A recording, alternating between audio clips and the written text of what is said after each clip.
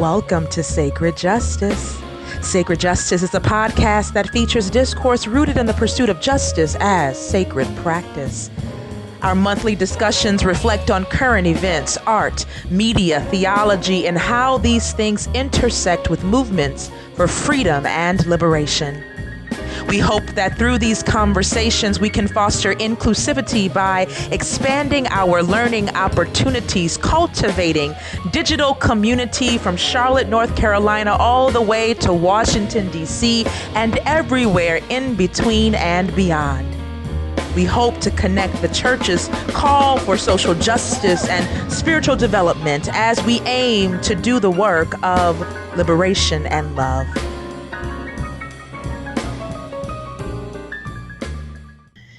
Well, we're back. Welcome back to Sacred Justice. This is our, we'll call it like a podcast mini-series, getting the gang back together. There you go. Back together to talk about life, faith, justice, all the things that are interwoven in between and beyond all of that. Ben, how are you this week? Oh, I'm good. I had a little time away, which all the clergy need and all the people need. Not just the clergy, and got a little sun, got out in the sun a little bit and had a good time, but back at the grind now today. How are you doing? I'm tired this week. So I had some time away a week ago. I went on vacation to California, drank a lot of wine. Good. And then I did a wedding in Charlotte, and then I flew back to preach that next morning, and I spent all last week sort of in recovery, like recovering from that week. I need a true vacation, but the way my summer has shaped up, it's looking like August is going to be vacation, like my true, like I'm taking a week off and doing nothing. Yeah. So that's, it is what it is. I have some opportunities coming down the pike. I'm going to Paris next month to do a project with the Reverend Dr. Lisa L. Thompson on Black arts and spirituality around the globe. Wow. So that came out of like nowhere, but also something I couldn't pass up. So I'll be there That's for like cool. a week or maybe like 5-6 days. And so I'm just gearing up. Like it's been good, but I'm also like preparing myself and preparing the church so that we can actually not feel like summer is a scrambling time, but a time when we're set up with success and we can actually enjoy our weekends and not be wondering what we're singing or what we're preaching or what all the things, right? So I'm trying to do that. But other than that, I'm all right. Yeah. You're going to Paris? I'm going to London actually this summer. Never been. My first time. Great. It's Andy's 50th birthday. So we're going to party. We're going to have some good times in London. So you will. The food leaves much to be desired, but the city is amazing. Well, we're not going to any British. We're only going to the ethnic restaurants there. Oh, yeah. I mean, the Indian food is pretty solid. I mean, you're Indian. Go to Hackney. I would say go to Hackney, get some good Jamaican Turkish food. So I used to work at a theater in Hackney, and what it was, I guess, 13 years ago was a mixture of like Jamaican neighborhood and Turkish. It was very odd, but the food was great. So. Find your little holes in the walls in different parts. Camden Market has decent food as well. So you find your little holes in the wall, but some of the British stuff, the fish and chips leave much to be desired for my palate. But it's not the fish fry after church. Mm-hmm. No, that's not what you're having there. No. Okay. I'll stay away. I can't have, I don't need to be having too much fried fish anyway. So no, don't do that, but you're going to have a good time. Good. I'm excited. Look at us world travelers, How do we have time to do podcasts when we're just traveling all over the world? I don't know. It's our commitment to the people. It's our love of the people. We feel like we have to share our lives with you all and share what we have rolling around in our minds. And, so we got more of that today. We do. And so what's on the docket today? Where are we starting? I was feeling like it's very, it's hot. It's one of the hottest Junes on record, and I'm not trying to segue into an environmental justice moment, but I thought it might be a moment to talk about, summer is here. It's in full swing. It's hot. And I've just been thinking a lot about what are the things that we do in summer to make sure we remember that it's summer? What are the things that make summer summer?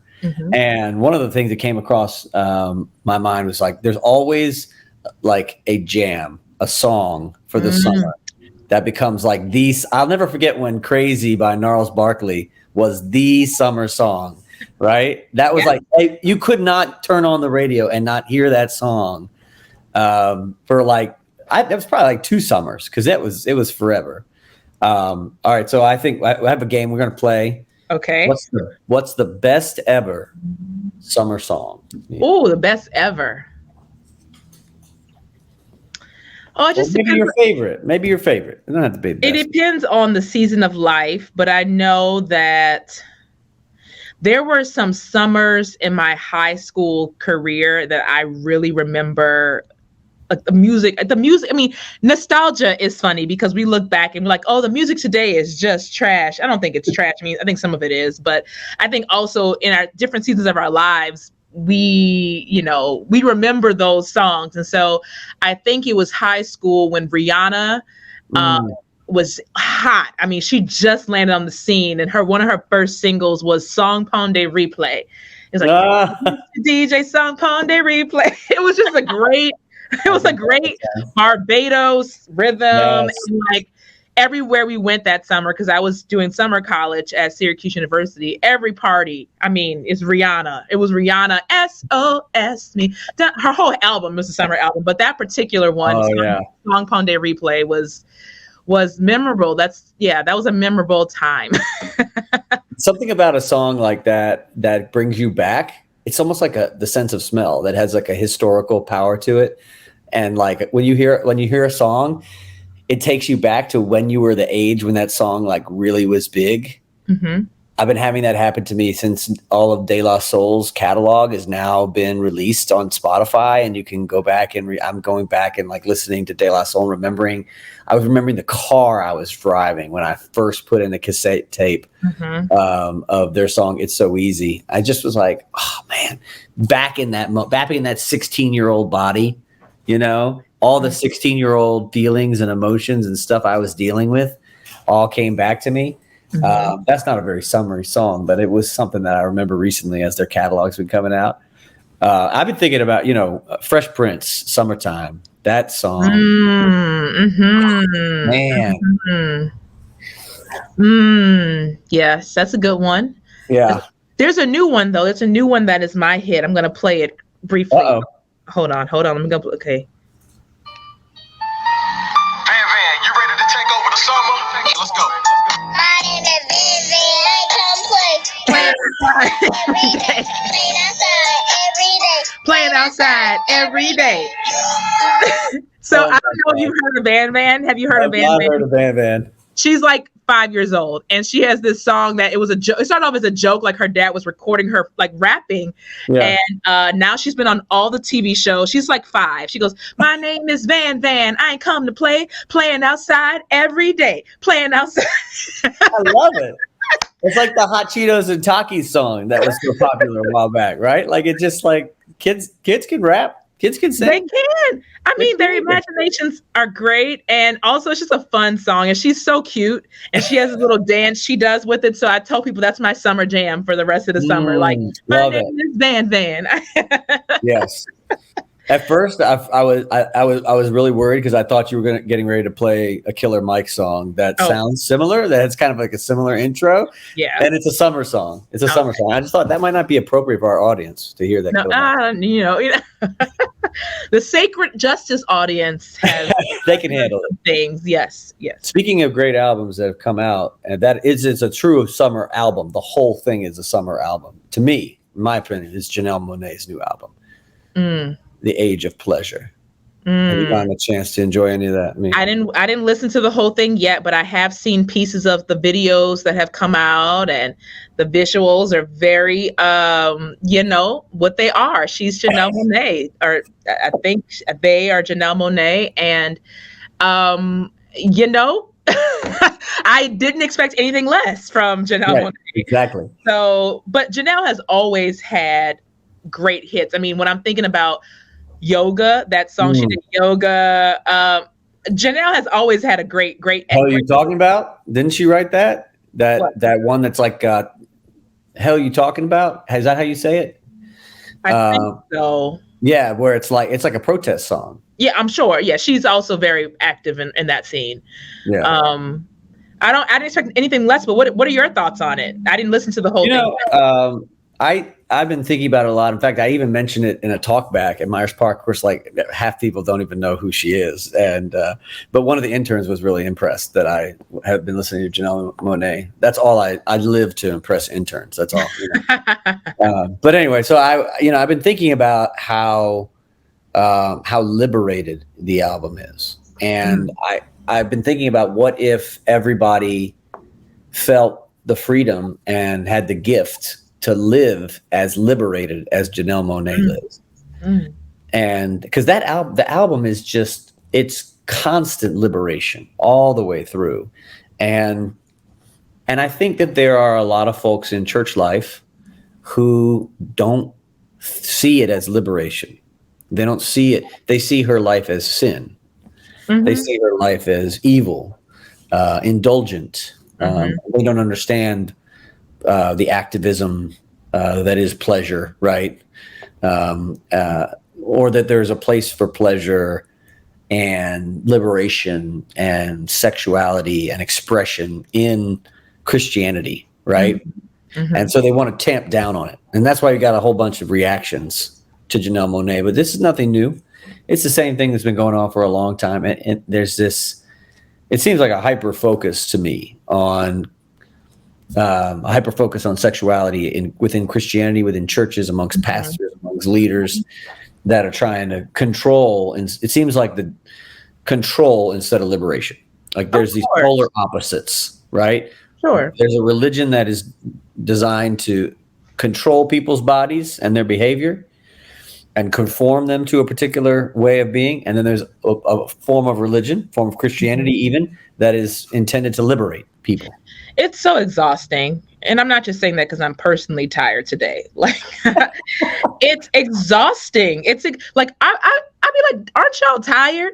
Like, maybe that's what the problem is. Y'all just not tired enough for me. I feel like with the amount of work that I have to do and the type of responsibilities that I have, I'm tired even thinking about critiquing Janelle Monae's album. Like, who's got the time for that? Who has the time for that? Even the way they do Beyonce, when she released her album last summer, Renaissance, people were on like, oh, that Beyonce, or y'all gonna save up your money for Beyonce, but you won't give money to the church, or, you know, the stupid stuff that people say. It's like, what is this hyper fixation on moral authority and moral control?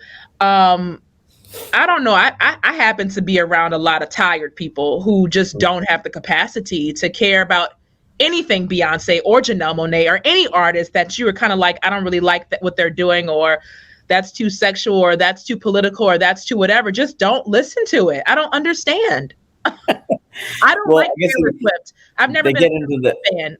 I've listened to some of her stuff. It doesn't speak to me. There's some things and some people she's associated with that I'm like, that's a little questionable. I don't care enough to condemn or critique. I'm just like, that's not my cup of tea. God bless. Like, I don't. Yeah, I don't have to listen to it. Yeah. You can turn it off. Yeah, that's just like you don't like what the preacher's saying. You don't have to come to church. Go somewhere else. Yeah, there's plenty of things you could do on a Sunday morning, right? Yeah. I think it is interesting the amount of energy that is focused, but I think it comes from a place where people, who have, first of all, they're coming usually from a place of privilege. They have the time and the energy to think that and to think that their job is to control, other people and their behavior and what they say and how they live. It's kind of like Christians who want to legislate their morality for everybody, right? Mm-hmm. Everybody. I think this is right for me, so I think it should be right for everybody. And we've been having some of that. We've been having some of that in church, and I think it speaks to some other questions that we need to address today about what's going on in church right now. But when you start to try to have a church where you have people coming from different traditions, and people start doing things in worship that the other group isn't ready for, I mean, all of a sudden, people's worst sides come out, and they start saying the strangest and most crazy things, and as if this is something new. Paul's talking about it in the New Testament. We got it in Corinthians, we got it in Galatians, we got it all over. We got all these different instances in the New Testament where people are coming together in inter-ethnic communities. They don't worship the same way, they don't have the same values, they don't have the same cultures, they don't have the same morality, and they're trying to figure out life together.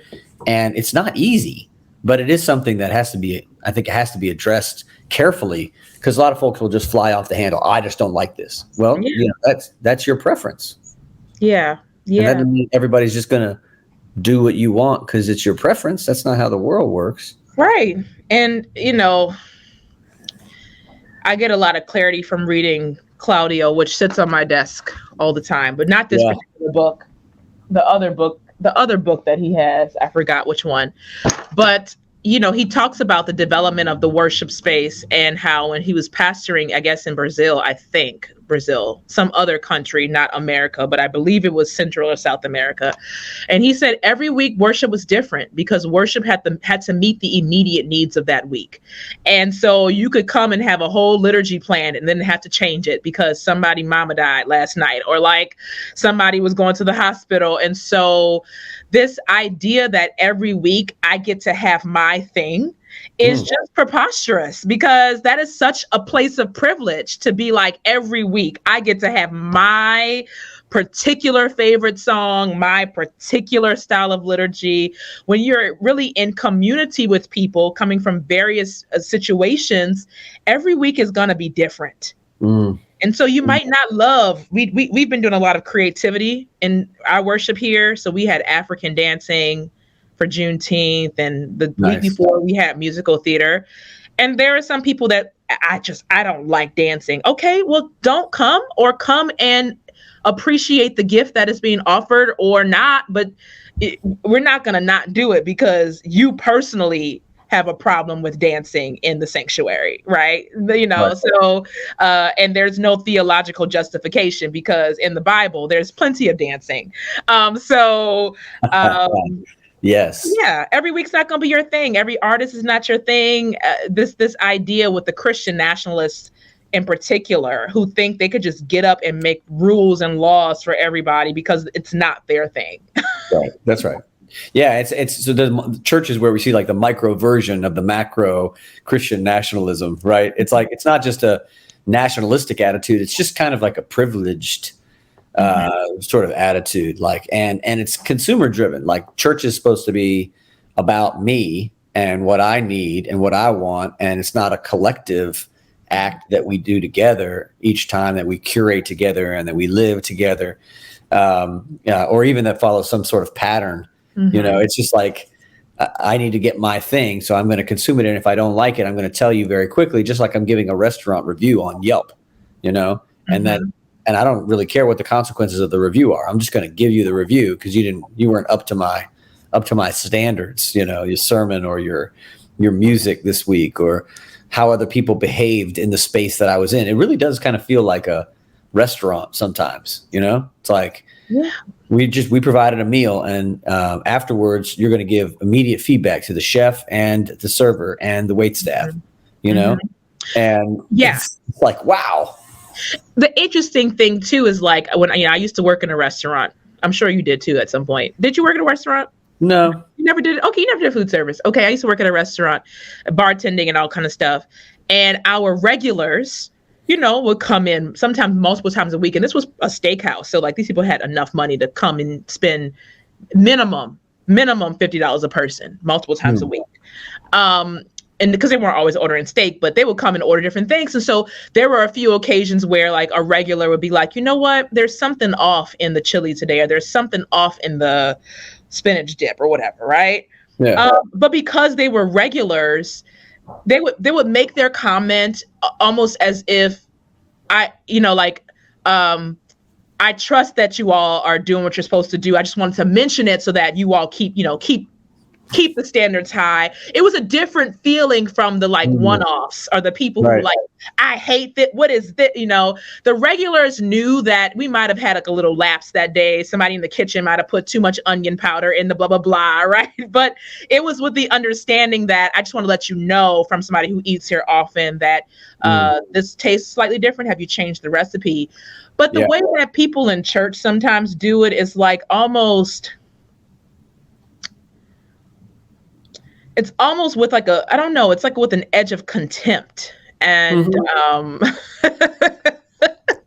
oh yeah, it's like there's judgment and then there's church judgment, right? Like church judgment feels more like there's almost packed behind it some kind of there's always packed behind it some kind of religious thing, you know? Yeah. Look, you come here every week, so like every week's not going to the spinach dip is not going to taste the same every week. No, it's somebody in the kitchen is a different chef who may slightly put too much cream, or whatever, right? But like, because you come here every week, you know that, okay, well, I just didn't love it this week, but next week, okay. Yeah, right. Exactly. You know, and it gets even more complicated when you think that sometimes the chef's job's not just to bring you out what you want, but sometimes what you need. Right. In church, right. The chefs are bringing what they feel the Spirit leading that the people need, not just what the people want. True. They got a little bit of both, right? And sometimes you're coming out to the plate with a little bit of that, you know, spinach or whatever, but also with a side of broccoli. Then I really get fired. What are you trying to say? I'm fat or right? You know, how dare you give me a side of broccoli? How dare you talk about racism? I didn't come to dinner for that. You know. Yeah. You gave me a side of that and I didn't want that. And now here I am. Now I'm pissed, you know, or you spoke prophetically about this topic and I didn't like it, you know, or you did a song that was outside of my tradition. It's not my favorite, you know.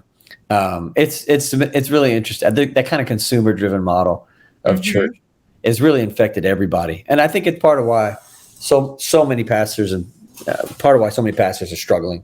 Church leaders are struggling all over right now. The burnout is real. And I talk about the feedback loop a lot, and the feedback loop is distorted now in a way.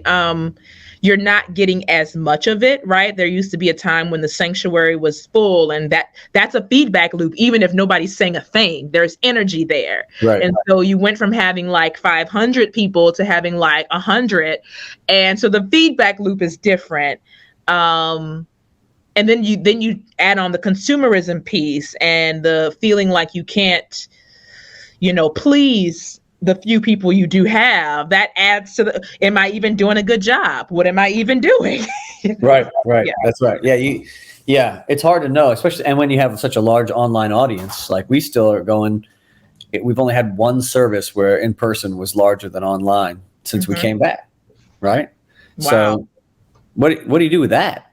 Yeah. You know, you try to minister to your online audience too, and you're in person, try to figure out how to be that kind of broader church, but it doesn't feel the same in the space, right? And it doesn't feel the same when you're doing activities or meetings. Everybody's still trying to figure out, what is my church, right? Who is my church? Do I have a church? It's not the same as it was before COVID. Nobody's church is. And things have changed. The community has changed. We've been kind of toying around with the idea that 75% of the congregation is new since COVID. Yeah. You know, and you know, what do you do with that? You know, you're ministering to a different group of people. Yeah. Each Sunday, and then you're only seeing them once every 6 weeks. You know. Right. We were just talking about that here. I have a consultant here this week doing work with our church to understand it and help us, you know, create some better or some more sophisticated work culture things. And so we were talking about like how even in the Bible Belt, you know, people are going to church once every 6 weeks, you know, so how do you build community and relationship? And, you know, it's a completely different world, completely different ball game. Yeah. Absolutely. Yeah. I mean, that's why there was a really interesting article in the New York Times. I guess it was like an opinion piece, but it was profiling this new book that's coming out called The Great Dechurching. And it was interesting because the opinion writer shares a different perspective than the book. The book is written by pastors, 2 or 3 pastors, and their goal is to try to get people back into church, like get the whole de-churched group of people in the world to come back to church. And what do you have to do that? She says that's not her job. That's not her goal. So she also like surveyed 7,000 people about church and why they left, and what they're learning, what they're doing on Sundays and why they left the church. And it's the same things we've heard, church Catholic abuse scandal, Southern Baptist, rigidity towards women, LGBTQ, Black folks. Ooh, we didn't even talk about that, but yes, go ahead. Oh yes. Yeah. We could talk about that. And it's the same things that we've been seeing for years and years of why people are leaving church, but it's gotten more rapid, much faster. And so they said something like 40 million people have stopped going to church in the last 20 years or something like that. Wow. That's a lot. That's a huge amount. It is, and it's odd. And I keep trying to explain that to people. Like I had lunch with one of my best friends. Her mother lives in San Francisco. So when I was out there, I grabbed lunch with her in Berkeley. And I said, and she's about 70. Let me see. My mom is, she's probably 73 or 74. Wonderful woman. Italian American Catholic, born, pretty much raised in the Bay Area. What came up in the time of HIV/AIDS, and I think the distancing from the church for her started then. And so I asked her, say, Miss So-and-so, I said, do you go to church? She goes, no. and she was like, I just, I haven't been able, I just don't ever see going back, and this is a woman raised Catholic. Our children were brought up in the church, but neither one of them go to church. And so it's so odd to do what we do and to be in community with people who just really are disconnected. She's not an atheist. I don't believe she's not agnostic. I just believe she just doesn't, it's not a part of her life anymore and hasn't been for like decades. Yeah. That's wild. Yeah. But like she's always asking me about how things are going and how's my church. So she's not disinterested in what I do or my life. She's just very much like, I don't go to church. I mean, I'm not about to go church shopping for a Catholic church or any other church, right now in this season of my life. And I just think that it's a fascinating to do this line of work and constantly be coming in contact with people who are like, yeah, I ain't been to church in 3 years or whatever, Right. And then the folks that have come back to church from COVID really slow. Like it was interesting that some people we were talking on Sunday, they were like, it's just taken me a lot of time, a lot longer than I thought once you get out of the habit. And then there's that question that is in the mind that maybe you were having before COVID. Do I even really want to go? Right. And that question gets louder and louder and louder when you don't have to, and then when you try to go back again, it's like, I think it's challenging. I don't know that we're all coming back to church the way these writers and authors hope. I think things are going to be pretty precipitously bad going forward. Don't you? It's like, yeah, I do. I'm hopeful that, where I am, things are growing in a way. And that makes me hopeful, but it looks different, and I'm okay with that. We have basically soloists most of the time. We have a choir like twice a month, right, which works for us. It works for us. We don't need choir every week. It's a waste of everybody's time and do some different things. But I mean, that works for us. But there are people who are really struggling with like, I miss the choir. I miss it. There are churches that used to have 400 people in their music ministry, and now it's down to 14. And so how do we embrace the glory of God looking different? People keep saying we're waiting for the glory. I think the glory is here, but it looks very different. And are we going to finally be okay with saying to hell with whatever we did before? Yeah. It's not coming back in that same form. And anybody, and we'll talk about this, but anybody whose church is big enough and thriving enough where it has come back, I want you to sit and think about the amount of monetary resources they have to make that happen. Right. Yeah. I mean, I think that's Yeah, it's very weird to be like an expert or whatever we are, like pastor in a dying field, right? Like if you said like tomorrow that we're not gonna, I worked at Blockbuster Video, and I worked at Blockbuster Video when Netflix came out, and I can't tell you how fast Blockbuster died. I mean, for a while in my world, this might be before your time. You went to Blockbuster. I went to Blockbuster. Okay. All right. Okay. I didn't know. I just like you go to Blockbuster every Friday night. You're with your friend, and you pick out a movie you're going to watch for the weekend. Maybe you get two, and watch one night, one the next night. And like it was ceremonial. You wanted to get there before everybody else got the best titles. And so I worked at Blockbuster Video, and that was my last job before seminary. I'm thinking about when Netflix came out, we were like at Blockbuster, the employees and the managers, like, this is a fad. This is ridiculous. Mailing. That was when Netflix was mailing. Yes, right. I remember that my cousin had a subscription and she would tell us about it. She was my older cousin. She's like, yeah, we just get it mailed in. And my mom was like, that's stupid. That's crazy. How do you know you're going to get the right one? And then you keep it. People kept them, and then they had to pay fines and all. And then remember Redbox, like you would drop it off in the box. Oh yeah, right there. Redbox is still a thing. Redbox, that's still a thing down at the beach. Oh yeah, okay. It's a big thing because they don't have movie theaters. There's Redbox all over the South.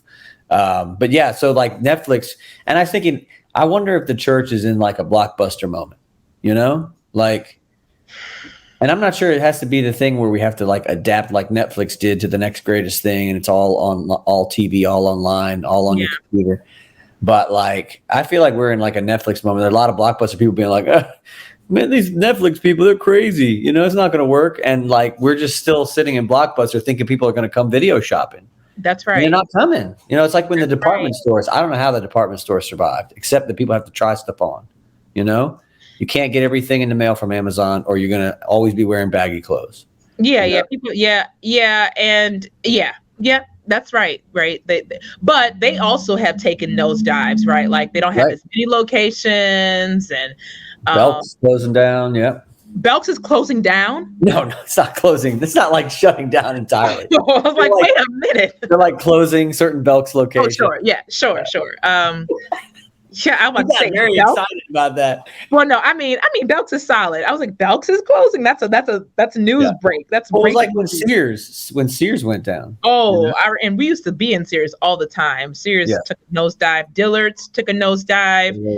So Macy's went up. It's kind of the consolidation that I'm seeing happening in churches. You're seeing a lot of people flocking to the places with massive wealth. Yes. Somebody came to my church, wonderful person, love this person. I mean, I don't know them very well, but I love their energy, and they show up to things.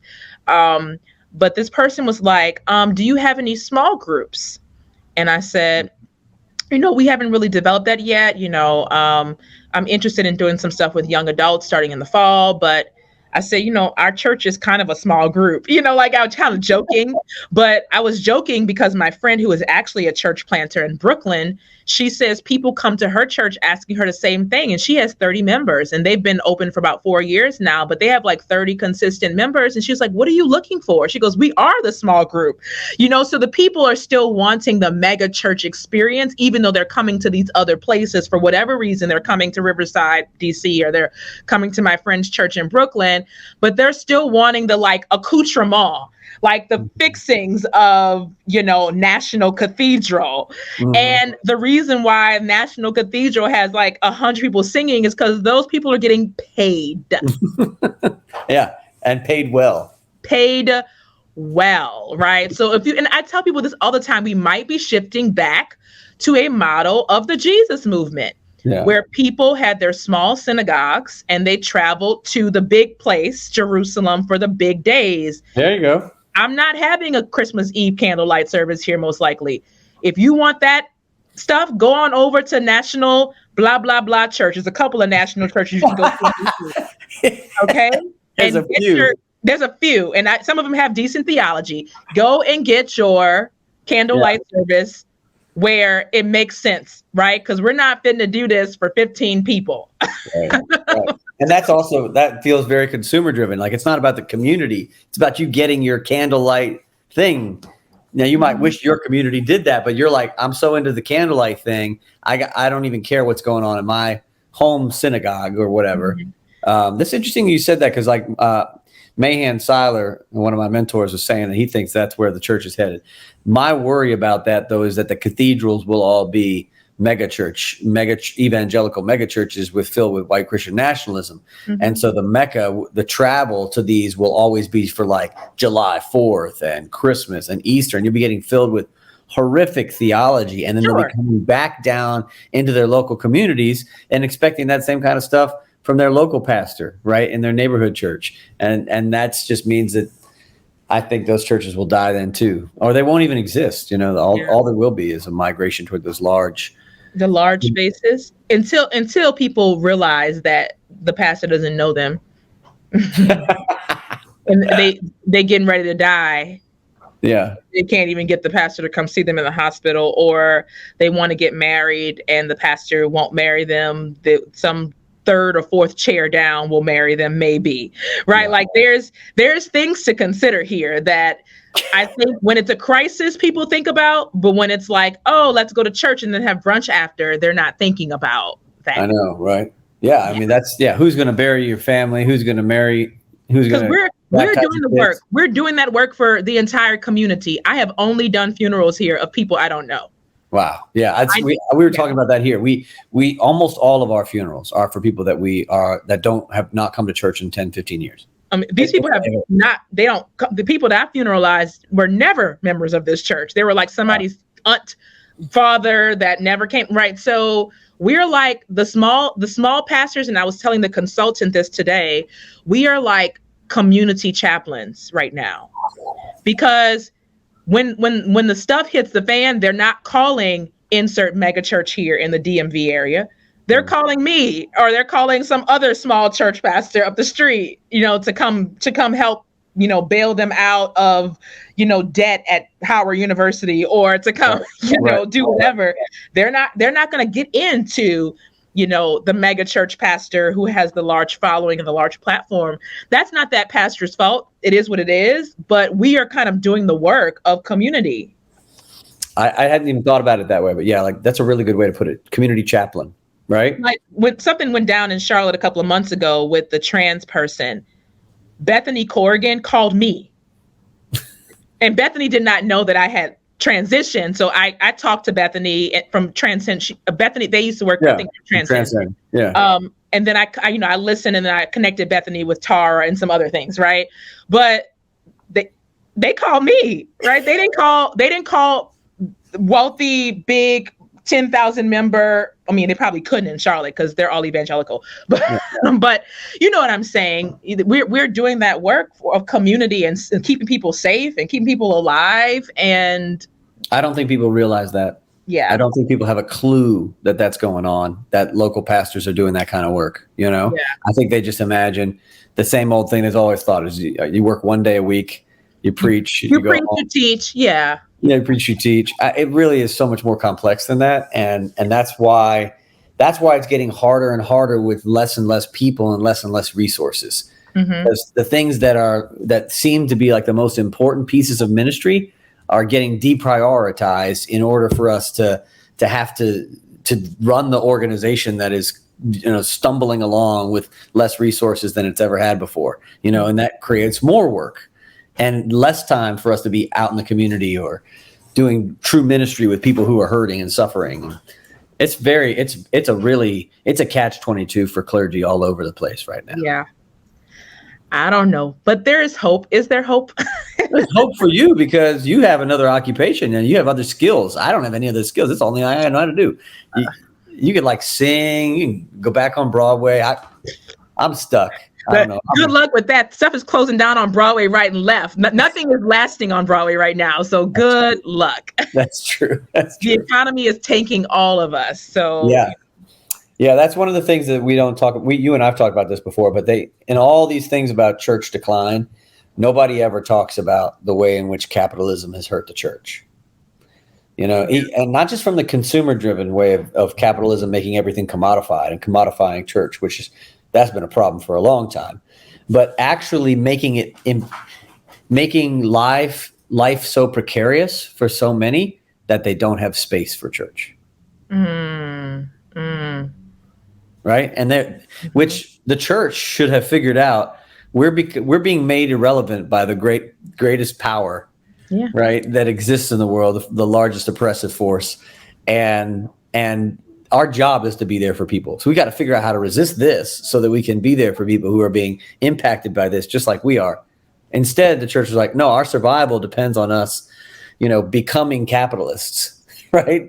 And in doing so, we shot ourselves in the foot. I think it's been part of that's one of the few things I never hear people who write about church decline ever talk about. When we talk about the family, we're finally getting to the place where people, when they talk about what has happened to the American family, they're finally talking about the economic impact on the American family and how capitalism and low wages, stagnant wages, no time off, long work weeks has really hurt the family. But they're not talking about the things that, like church, right? That capitalism, same thing, low wages, right? No time off, right? Sundays, they're with their kids' soccer game because this is the only family time they've got. They're not going to commit that to coming to church. And, and the value proposition and all that is off. It's amazing to me. And it's something I think we need to talk about more. Yeah. Yeah, indeed. Woo. Yeah. What is the word of hope today, Mia? I know you got one. I've been listening to this new album by Major. Who Major is? I would call Major. The song "This Is Why I Love You." Mm-hmm. Yeah, it's like a wedding song. So Major, that's Major. Major is kind of a soul artist, but I believe he is a child of a preacher, or he's also an ordained minister. Okay. I believe. I think he definitely has a church background, right? Because you can hear it in his music. But he has his new album, and he has this song called "Joy in the Battle," and it sounds almost like a country song. It's giving country, but it's also country mixed with like gospel mixed with soul. It's pretty good. It's a pretty amazing song. Yeah. He talks about having joy in the battle, and that there's all these things that are happening in life right now to him or to people, and the challenge is not so much overcoming or winning, but having joy in the midst of. And so, where do we find joy? Where are we finding joy in the midst of the tumultuous reality of the church or of faith in America or religiosity? Is there joy to be had? And so I think about those moments of joy. Like June was a really great month for my church in terms of creating and leaning into creativity. And so I find joy in leaning into creativity, and so even though some other things are chaotic and we have security consultant and AV consultant, and the AV is not really up to par like I wanted. And now we have a consultant, and he's like, why don't you have any office space? I don't know. They didn't find that valuable. Like there's, there's all these things that are like problems that are glaring, but in the midst of that, we had a pretty good time. So finding joy. Where are you finding joy, Ben? Where has the joy been? Down in I think joy is obviously it's always in art. I've mentioned that before. And I like that you brought up music. Joy is always found in art. And I think in enjoying art, in making art. But I also think that joy is in the people that, show up for you in the midst of the difficulty. Right. And like being with those people and around those people. And I think that's like being there for those folks and them being there for you, finding community.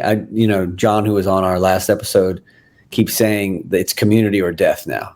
And he's been kind of saying it's always kind of been community or death. Community's always been the only real safety, and even that not totally safe, but safe, the only way of providing safety in the midst of a world of oppression, right? And violence.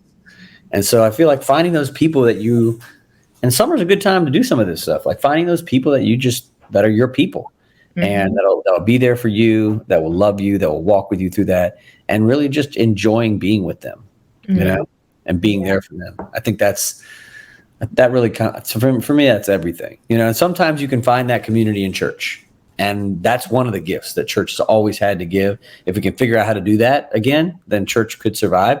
We might not have an organ, we might have a building, right? We might only have like 15 people, we might not have choir, but if we have that community of people who love each other and are there and show up for each other in thick and thin, then we have church.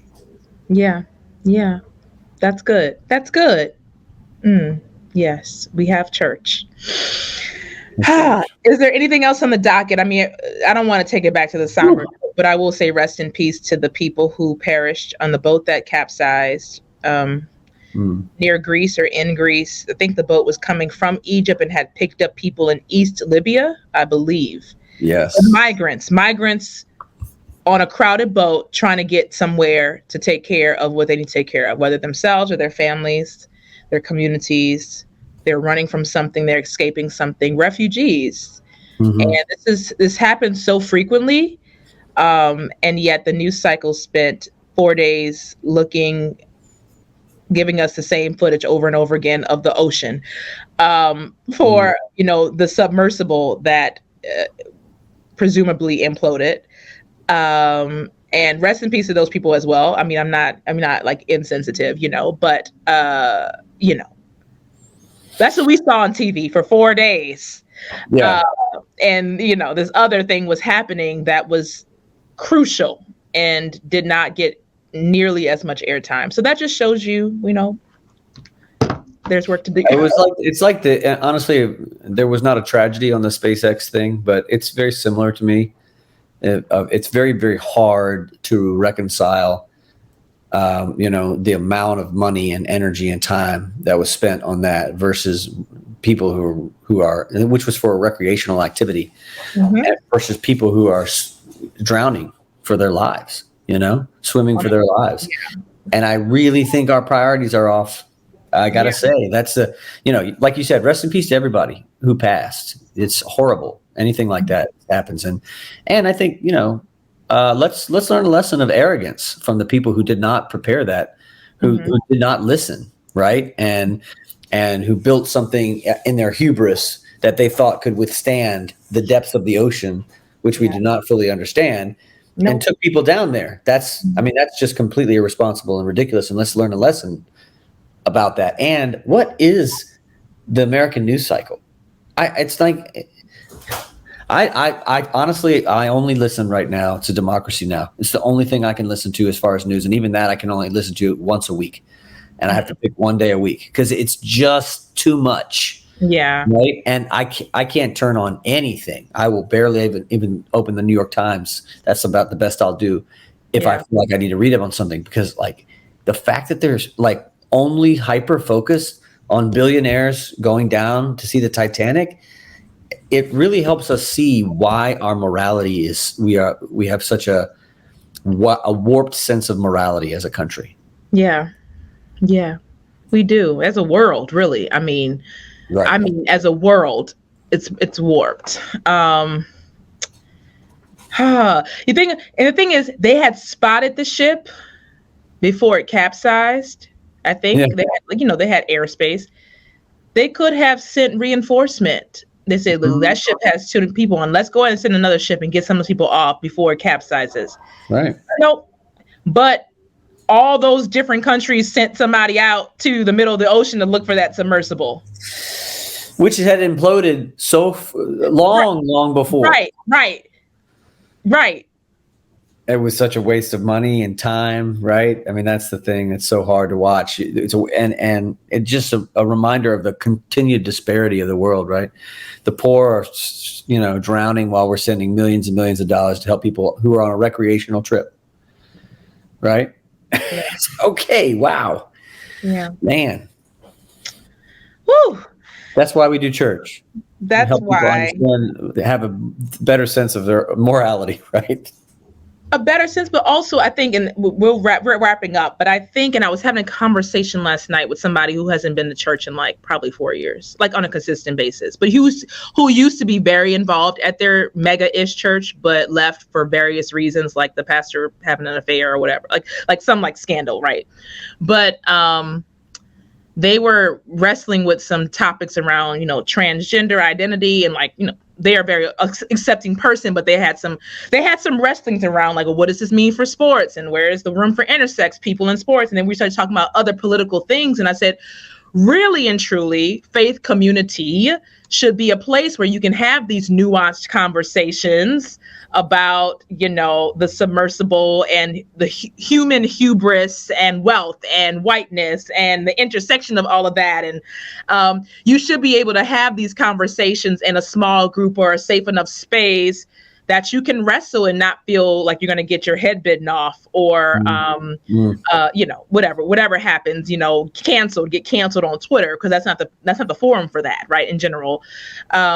But church has become so consumer driven, where people show up, they're only showing up and really listening on Sunday. Mm-hmm. So there's for many of them, you're only going to get a fraction of the Sunday people at midweek programming, right? And if that programming is curated in a way where they can actually feel safe enough to wrestle, they might wrestle. But the average churchgoer is not wrestling in safe community. And so they take their foolishness to Twitter or to Facebook and start arguing back and forth, or they open up Fox News, or they do something else because they don't know what to do with their pondering and their wrestling. Yes. And we have to go back to that. Well, that's why one of my colleague friends, Molly Brummett Waddell, who you might know, pastor of Emmaus Way in Durham, she says that true prophetic preaching is dialogical, right? Like it should be a conversation with people. And there's a lot of churches that we're not there yet. I mean, even with us, we do talk back, but it's not a conversation, right? That's happening in the sermon itself. And maybe there's not space for that in the sermon. Maybe it has to happen after or before worship, or on Wednesday night, or in a small group. But yeah, you're right. Like we really should be like, we should just be like gathering together to talk about what the hell's going on in the world. And what and processing together and saying, well, I really don't understand, the big deal about, this, that, or the other, right? But you can't. Why can't I say this word anymore, right? Right. And we don't, a vast majority don't have those safe spaces. And so it turns into the podcast bros saying foolish stuff on Twitter, and, everybody reacting. That's right. And talking at each other over the interweb. That's right. Exactly. Yeah. And not really having a conversation, not really leaning in with each other or hearing each other. Right. Mm-hmm. Yeah. Well, there's work to do. So I guess we will continue this work, and we have to. These wrestlings and conversations then on our next episode. We will see you next time. And once we get offline, we'll talk about, our launch date. Awesome. Okay. Take care, people. Peace.